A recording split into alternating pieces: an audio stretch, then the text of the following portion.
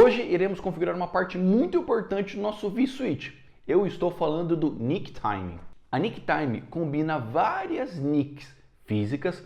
Toda vez que você ouvir NIC, quer dizer placa de rede. Então, ela combina várias placas de redes em uma NIC virtual. Então, o que ela faz com isso? Se você tiver 4 placas de redes de 1 GB cada uma, a velocidade total que você vai ter utilizando o NICtime vão ser 4 GB por segundo.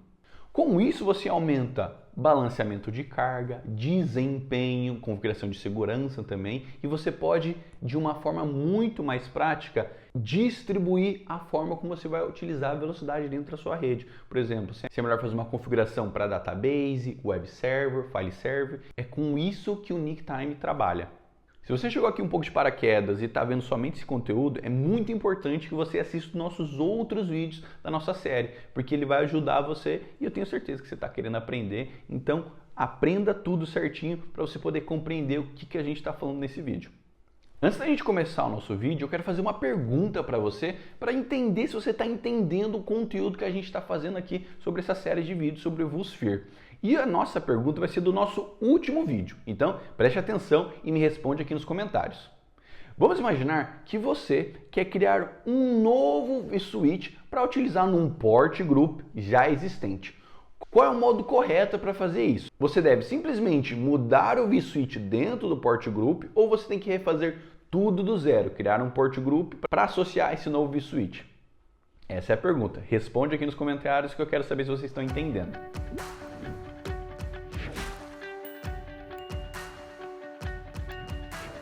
Olá, seja bem-vindo ao canal Descomplicando, onde tornamos o difícil fácil. Sou Gustavo Cardoso, analista de sistema sênior e com mais de 10 anos de experiência na área de TI. E dando continuidade à nossa série de vídeos vSphere na prática, hoje a gente vai entrar num assunto muito importante que é o NICtime. Como eu disse para vocês, ele trabalha muito com balanceamento de carga dentro da sua rede. Então, quando você vai configurar a sua SXI, é muito importante você configurar ele para você não ter problema de desempenho dentro da sua rede. Bom, eu já falei demais, mas antes da gente ir lá para o PC onde a gente vai botar na massa e você vai entender isso muito melhor, eu preciso que você faça uma coisa muito importante, que é inscrever-se aqui no canal e deixar o seu curtir. Muita gente aqui entra no canal e não se inscreve, e é importante que você se inscreva, porque fora esse conteúdo, eu te garanto, tem muito mais coisa para você aqui no Descomplicando, e eu tenho certeza que a gente vai ajudar você. Então, sem mais delongas, bora para o PC e, é claro, bora descomplicar.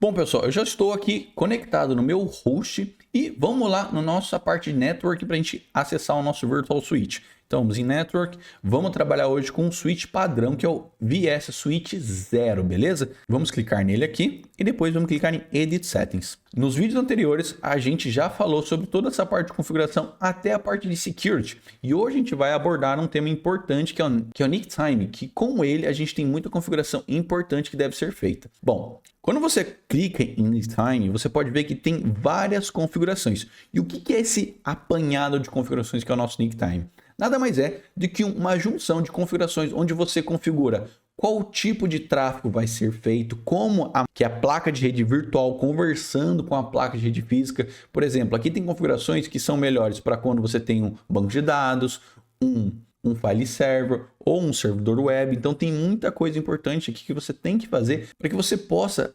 desfrutar e tirar o máximo da sua configuração para que a sua infraestrutura funcione de uma forma muito melhor. Então o NICtime nada mais é do que um apanhado de configurações onde ele pega várias placas de redes físicas e basicamente transforma em uma e dando para você mais redundância, velocidade, administração, segurança. Então o NICtime ele oferece diversos benefícios, porque você pode ver que tem muita configuração nela, beleza? Uma coisa importante que você tem que entender também falando sobre Virtual Switch é o seguinte: cada placa de rede física, que é uma NIC, sempre associa isso, NIC, placa de rede. Quando a gente tem uma placa de rede, quando a gente configura um Virtual Switch, cada placa de rede pode ser associada a somente um Virtual Switch. Você não pode, por exemplo, colocar a VM NIC 0 aqui em outro Virtual Switch. Você tem que desconectar essa placa de rede aqui para adicionar em outro Virtual Switch. Lembra que a gente adicionou um uplink nessa aqui do vSwitch 0? A gente vai no VSS Management que a gente criou lá, você clica em Edit Settings e você clica aqui em Add uplink, você vai ver, olha, não tem placa de rede disponível para você adicionar. Então você tem que ter a ciência disso. Cada placa de rede física pode ser associada a somente um Virtual Switch. Você não pode associar ele a mais de um e vai fazer sentido de acordo com esse vídeo, porque você vai entender o porquê disso. Beleza? Então vamos voltar ao nosso vSwitch lá, Edit Settings, e vamos expandir aqui a parte de Nick Time e vamos falar de cada configuração aqui, para que ela serve. Você vai saber qual configuração colocar de acordo com as necessidades da sua infraestrutura, beleza? O primeiro que a gente tem aqui é o Load Balance. Se você traduzir isso para português, quer dizer balanceamento de carga. E o que ele faz? Ele configura como os dados, o tráfego dentro da rede vai ser distribuído. Então pensa assim, vamos supor que você tem uma infraestrutura com um monte de servidor web. Tem uma configuração específica aqui em Load Balance que ela é melhor para o servidor web. Tem uma outra que é melhor para o seu file server. Tem uma outra que pode ser melhor quando é banco de dados. Então, dependendo da infraestrutura,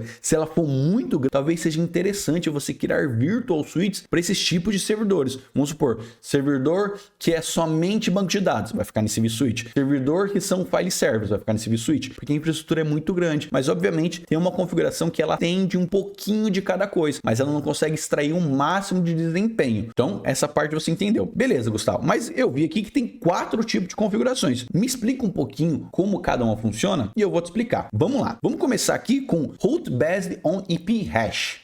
O IP Hash, ele faz a configuração e o tráfego através do hash do IP. Ele faz uma comunicação entre o IP que está enviando os dados diretamente com a placa de rede, né, que é a NIC. E o que é o benefício de você utilizar esse tipo de configuração? Ela é boa quando você não tem que ter conexões constantes, ele trabalha muito melhor, como se fosse, por exemplo, você fazer um download, um servidor de e-mail, um web server, que não é que toda hora você precisa estar em conexão, por exemplo, como se fosse um VoIP, que você está conversando com a pessoa, você não pode perder o frame, você tem que ter continuidade no pacote. Então aqui é interessante quando você coloca um servidor de arquivos, você coloca, por exemplo, um servidor web ou por exemplo, um file server. Então é muito importante e é bom você utilizar isso aqui quando você tem esse tipo de configuração, esse tipo de infraestrutura. A outra configuração aqui é o MAC Hash. Ele é melhor utilizado quando você tem conexões através dele ou de serviços, como por exemplo, Wi-Fi. Você pode ter um servidor que faz a gestão do seu Wi-Fi. Então aqui ele vai trabalhar de uma forma melhor, porque ele trabalha com um MAC address. Então, isso vai ser melhor porque ele vai dar mais desempenho para sua conexão Wi-Fi, porque ele trabalha com um nível de MAC. Não são muitas infraestruturas que usam essa configuração, é bem pouco, mas se você tiver, por exemplo, uma infraestrutura que trabalha nesse tipo de serviço, essa configuração aqui é muito boa. Depois disso, a gente tem a parte de Port ID. O Port ID ele é muito interessante porque o que ele faz? O host ele faz uma conexão sempre com a mesma placa de rede para você entregar o dado e para ele passar ali. Porque acontece, se você tem duas placas de redes, o tráfego, se dependendo da configuração, vai passar pelas duas placas de rede. Quando você coloca por Port ID, o serviço vai ser passado na mesma placa de rede. Então isso vai ser de uma forma muito mais rápida e o fluxo com isso é melhor. Então esse tipo de configuração é interessante quando você tem serviço VoIP na sua empresa, porque você não quer perder nenhum frame e você não quer ter aquelas falhas. Quando o serviço passa pela mesma placa de rede, ele vai enviar e receber pela mesma placa, então isso tem um desempenho muito melhor, porque é diferente, por exemplo, ele está passando o tráfego na VM NIC 0, aí do nada ele passa para 1. Você às vezes não pode perceber isso, mas se você tem um volume muito grande, isso pode dar alguns problemas. Então esse tipo de configuração é bom para quando você não pode perder basicamente nada, tem que ser muito veloz. Então, por exemplo, pode ser um servidor de streaming, de VoIP. Então, quando você tiver esses tipos de configurações, esse tipo aqui é muito importante e é muito bom. Então, nesse caso, aconselho você a utilizar o Port ID. A última configuração que a gente tem aqui em Load Balance é a parte Explicit Failover Order. O que ele faz aqui? Ele trabalha diretamente com a parte de configuração do Failover Order. Por quê? Esse tipo de configuração é boa quando você fala muito de banco de dados. Porque quando você configura essa parte aqui, você está dizendo que o tráfego de rede vai passar por uma placa de rede específica. Caso você perca a conexão com essa placa, ela vai trabalhar com outra, para você ter redundância nos seus serviços. Normalmente você coloca essa configuração quando você tem banco de dados e você configura isso aqui na parte de failover que a gente vai falar depois. Então, quando eu trabalho na parte Explicit Failover Order, ele está deixando de lado toda essa configuração que a gente falou anteriormente e vai trabalhar diretamente com a questão de Failover Order aqui das placas de redes. Quando eu for explicar ela para você, você vai entender isso de uma forma mais fácil e eu volto nesse assunto para te dar mais exemplos, principalmente da parte de banco de dados. Bom, e no no final das contas, Gustavo, eu não tenho uma infraestrutura gigantesca, eu tenho alguns servidores ali, tenho um mix, mas não são, sei lá, 600,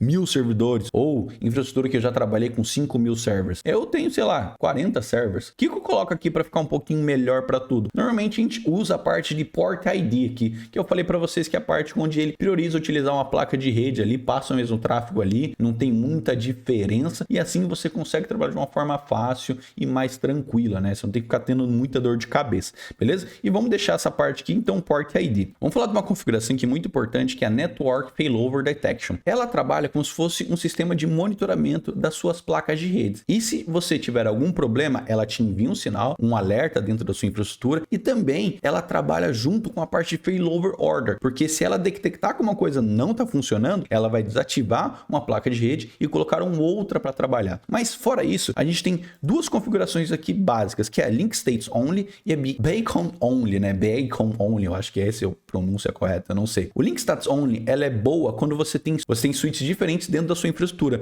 porque ela fica mandando sinais leves para sua infra e ela faz uma verificação mais limitada. Então, se você tem uma infraestrutura mais simples, que não tem necessidade de muita complexidade, e fora isso, os suítes físicos da sua empresa também são de marca diferente, ele é muito interessante, porque ele vai enviar pequenos sinais para saber se a sua placa de rede está ok, e ela vai repassar as informações para outros suítes também. E depois disso a gente tem o Beacon Only, que ele é uma requisição muito mais forte e muito mais pesada para sua infraestrutura, e ele também é aconselhável quando todos os seus suítes são gerenciáveis, quando os seus suítes são da mesma marca, para você não ter problema de incompatibilidade. Fora isso, ele também pode ter problema se o seu suíte trabalha com LLDP, que é um tipo de configuração de alguns tipos de suíte. Então fique atento um pouco de acordo com qual tipo de configuração é a sua infraestrutura, mas saiba que ele é um pouco mais pesado para ficar fazendo essas notificações. Então basicamente o Network Failover Detection, ele faz o monitoramento e ele trabalha junto com o nosso Failover Order aqui. E normalmente, na maioria das vezes, as empresas trabalham com Link States Only, porque é legal que você configura uma parte de monitoramento aqui, mas normalmente essa parte de monitoramento é feito por um serviço à parte. Algum servidor faz monitoramento e pode fazer monitoramento de placa de rede, se a porta está funcionando, qual porta, é uma placa de rede física. Então, normalmente a gente não utiliza isso muito, a gente deixa a parte mais leve, porque tem um serviço à parte fazendo isso. Então, na maioria das vezes a gente usa Link Stats Only. E depois disso, a gente tem a parte de Notify Switches. O Notify Switch, ele nada mais faz do que notificar os switches dentro da sua infraestrutura. Estou falando da parte física. Então, vamos supor, se você fez a alteração de uma máquina virtual de um host para um outro, ele fez uma alteração. Então, se você deixa a parte Notify Switches ativado, ele vai mandar essas atualizações para os switches dinâmicos, que quer dizer que é um tipo de switch que atualiza a tabela dele automaticamente. Ele é um pouquinho mais complexo. Então, com isso, ele consegue fazer um tráfego de uma forma muito mais rápida. Então, se o Notify Switch está ativado, vamos supor, você fez uma VMotion, a gente vai falar isso mais para frente. Você mudou sua máquina virtual para um outro servidor, ele manda um sinal para o switch para ele atualizar a tabela dele, para quando houver alguma requisição de algum cliente para acessar aquele servidor, por exemplo, servidor de arquivos, a tabela dele está atualizada e não vai ter um pequeno delay para ele poder enviar ou receber a informação. Então, essa configuração aqui, ela é interessante de você deixar desativada quando você tem somente um host, que é, por exemplo, aqui a nossa infraestrutura. Se a gente só tem realmente um host, não tem por que a gente ficar atualizando a tabela. A gente não vai fazer VMotion aqui dentro, a gente não vai transferir a máquina virtual para um outro host. Você pode deixar ela desativado, porque isso não vai carregar mais ainda o seu servidor. Mas se você tem uma infraestrutura mais complexa, como o vCenter, é aconselhável você deixar ativado. E aqui a gente tem uma configuração bem importante, que é, vamos deixar desativado aqui, desculpa. A gente tem uma configuração aqui que é a Failback. O que ele faz aqui para você? Vamos supor que uma das suas placas de redes pararam de funcionar. O que ele vai fazer com isso? Ele coloca aquela placa de rede em standby. Por quê? Parou de funcionar. Vamos supor que a nossa 01 aqui, ó, parou de funcionar, não está funcionando. E que ele vai colocar em standby. E caso você deixe marcado como yes, vamos supor, você teve um problema com aquela placa de rede, vamos supor, rompeu a fibra. Você tem que passar uma fibra novamente. Não é que a placa de rede está com problema. Estragou a fibra, você tem que passar uma fibra nova, né? No momento que você conectar a fibra, tudo está funcionando. Então, se você deixa marcado em Failback Yes, quando aquela placa de rede se restaurar, ela vai voltar a funcionar do jeito que ela era antes, sem nenhuma alteração. Você não precisa modificar isso. Mas se você deixa marcado em No, no momento que ela volta a funcionar, ela fica em stand-by. Você não vai utilizar ela. Então, isso aqui depende muito como é a sua infraestrutura, né? Vamos dar um exemplo para você quando você pode utilizar isso aqui. Dependendo da sua infraestrutura, vamos supor que você não tem acesso a ela fisicamente, que é uma outra empresa. Então, eles têm que verificar se aquela placa de rede está funcionando ou não e você deixa em no. Por que você pode deixar em no? Porque a infraestrutura é em um outro local, você não tem acesso, você não tem como saber e ter a certeza 100% que se ela voltar vai estar funcionando. Mas vamos supor, você mesmo administra a infraestrutura, você sabe que se você conectar o cabo de rede lá, vai estar tudo certo. E você tem a certeza que ela pode voltar automaticamente a funcionar, você deixa em yes. Então vai depender muito. Se deu problema, você quer que volte a funcionar automaticamente, deixa em yes. Se deu problema, voltou, você tem medo e não é muito assim rápido que você quer restaurar aquela placa, você deixa em no, beleza? E depois disso, a gente tem aqui uma parte de failover order. Galera, vocês estão vendo que como é complexo essa parte, é importante, por isso que eu quis fazer um vídeo só para isso, para não ficar tão grande, porque tem muita coisa. E se você procurar em qualquer local, não tem uma explicação tão minuciosa que eu estou fazendo aqui no canal. Então, se você não se inscreveu no canal ainda, se inscreva, porque o nosso conteúdo aqui é nesse nível de detalhe para você sair daqui um expert no mundo de VMware WarpSphere. Então, se você não se inscreveu ainda, deixa o seu inscrever-se, é claro, deixa o seu curtir.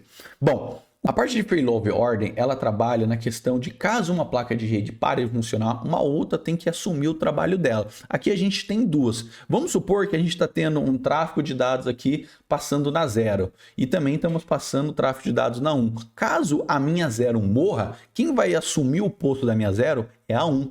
Então, o que você tem que fazer aqui? Quando você vai configurar aqui a parte de ordem, a de maior privilégio, a mais top, é sempre a primeira. E assim sucessivamente. Então você tem que colocar suas placas de redes mais poderosas para cima. Porque o servidor vai dar prioridade para utilizar as placas de redes com essa ordem também. Então, se você coloca aqui, vamos supor, essa aqui é de 1 GB.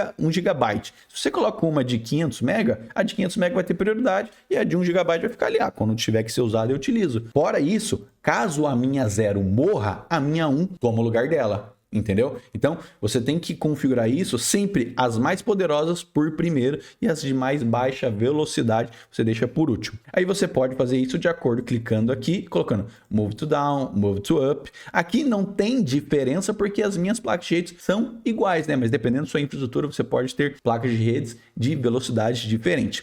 E como você pode ver aqui, tem uma parte chamada Mark Standby. E o que isso faz? E ela é muito legal você entender essa configuração. Se eu seleciono ela e coloco Mark Standby, o que ela vai fazer? Ela vai ficar ali em espera. E o que é interessante você colocar a sua placa de rede em espera? Vamos supor que você precisa fazer uma manutenção e trocar uma placa de rede ou trocar um cabo. Então você, aqui desse modo, você coloca em pausa a sua placa de rede. Todo o tráfego que estava nela vai para uma outra placa de rede. Agora quem assumiu foi a 0 e com isso você consegue fazer manutenção. Na maioria dos servidores, você pode abrir ele no quente, né, no hot que a gente fala, tirar a placa de rede, colocar uma nova aqui, instalar e tirar do standby. Ou como eu falei para você, preciso trocar a fibra daquele servidor e eu preciso colocar minha placa em standby. Você seleciona ela, coloca standby e terminou o serviço, marca active. E aí você deixa ela ativada e clique em Save, obviamente, beleza? Como a gente viu nesse conteúdo, deu para entender que a configuração do NickTime é muito importante. Se você não fizer corretamente, você vai ter muito problema na sua rede, principalmente de desempenho dentro da sua network. Mas você não vai ter esse problema na sua infraestrutura porque você entendeu corretamente como configurá-lo. No nosso próximo conteúdo, nós vamos falar sobre o Traffic Shaping, que é uma configuração final do nosso vSwitch. Como, por exemplo, ele pode fazer a configuração de qual placa de rede vai ter prioridade, qual placa de rede eu vou utilizar se uma outra cair. Então, essas são algumas das configurações que a gente vai tratar no nosso próximo conteúdo. Aproveita que você está aí ainda e assiste os outros conteúdos que estão sugeridos para você. Eu tenho certeza que eles vão ser de grande utilidade para você. Muito obrigado por ter assistido o vídeo até aqui. Eu espero que vocês tenham gostado. A gente se vê no próximo conteúdo. Fique com Deus, um beijo e tchau, tchau.